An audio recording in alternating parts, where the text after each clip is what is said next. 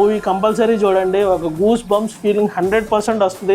నాకు ఒక్కో షాట్ అలా పడుతున్నప్పుడు సడన్గా అంటే మాకు ఈ సినీ వరల్డ్లో ఓటు మాల్లో మామూలుగానే స్పీకర్లు సౌండ్లు కొద్దిగా ఎక్స్పీరియన్స్ బాగుంటుంది.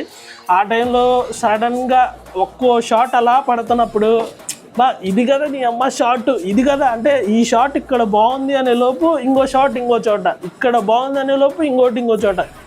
బోయపాటి మాత్రం వేరే లెవెల్లో చంపాడు. దానికి తగ్గట్టు బాలయ్య మాత్రం అసలు ఇచ్చి పడేశాడు అనమాట. ఒక లెవెల్లో ఉంది. మస్ట్ వాచ్ మూవీ, 100% చూడండి. నేనైతే 100కి 100% నేను రికమెండ్ చేస్తాను ఈ మూవీ. మీరు ఒక హిందువు అయితే ఆ మూవీ చూసి ఒకసారి బయటికి రండి. ఆ ట్రాన్స్ ఫీలింగ్ ఎలా ఉంటుందో నేనైతే 100% మీకు ఆ గ్యారంటీ ఇవ్వగలను. సో ఇది అనమాట నా పర్సనల్ ఫీలింగు. నేను ఈరోజు మళ్ళీ వెళ్తాను, చాయిస్ ఉంటే మళ్ళీ నెక్స్ట్ వీకెండ్ వెళ్తాను. నాకు ఓపిక ఉన్నంత వరకు నేను చూస్తాను. ఎందుకనంటే నాకు మెయిన్గా అంటే అఖండ 1లో మనం చూడలేదు, అఖండ 2లో ఆ ఆరా మనం ఫీల్ అవుతాం. ఒక 12 years ఆయన ఏదో ధ్యానం చేసి వచ్చిన తర్వాత ఒక ఆరా బయటకు అలా వస్తూ ఉంటుంది అనమాట. చాలా బాగుంది. ఒక్కసారి 100% చూడండి. మీరు 100% హ్యాపీగా ఫీల్ అవుతారు, సాటిస్ఫాక్షన్గా ఫీల్ అవుతారు. That is my guarantee.